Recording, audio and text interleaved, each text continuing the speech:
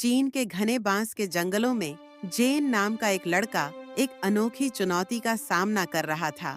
जेन का परिवार बांस की खेती के लिए जाना जाता था, लेकिन उसकी समस्या एक शरारती पांडा काई से थी। काई को जेन के परिवार के खेतों में उगने वाले मीठे और कोमल बांस बेहद पसंद थे। वह अक्सर चुपके से खेत में घुसकर जी भरकर बांस खा लेता था। जेन ने उसे रोकने के लिए कई जाल बिछाए और तरकीबें आजमाईं, लेकिन काई हर बार उसे चकमा देकर बच निकलता।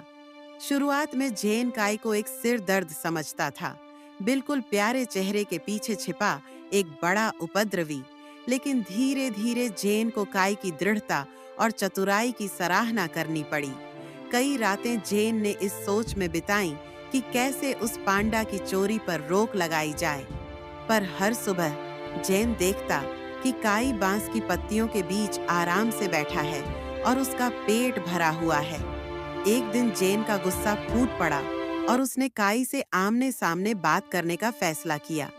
लेकिन जैसे ही वह काई के पास पहुंचा, उसने कुछ अजीब देखा। काई थका हुआ और सुस्त लग रहा था। उसका चंचल स्वभाव गायब था। चिंता के मारे जेन ने अपना गुस्सा छोड़ दिया और धीरे धीरे उसके पास गया। उसने महसूस किया कि शायद काई बीमार है। तुरंत जेन ने काई को सुरक्षित जगह पर पहुंचाया और मदद लाने दौड़ा। गांव के दोस्तों की मदद से उन्होंने काई की देखभाल की। उसे साफ पानी, औषधीय जड़ी बूटियां और ताजा बांस के पत्ते दिए।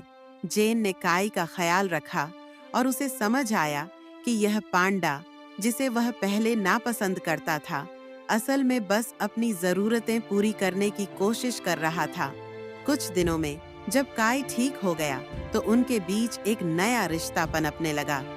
जेन रोज उसके पास जाता, उसे ताजा बांस देता और काई ने भी उसे दोस्त के रूप में स्वीकार कर लिया। धीरे धीरे उनकी दुश्मनी दोस्ती में बदल गई।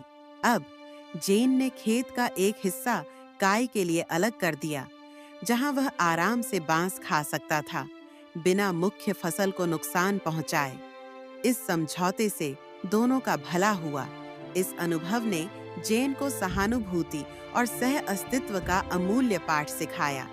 जो शुरुआत में एक संघर्ष था, वह एक खूबसूरत दोस्ती में बदल गया, यह दिखाते हुए कि दया और समझदारी से दुश्मन भी साथी बन सकते हैं।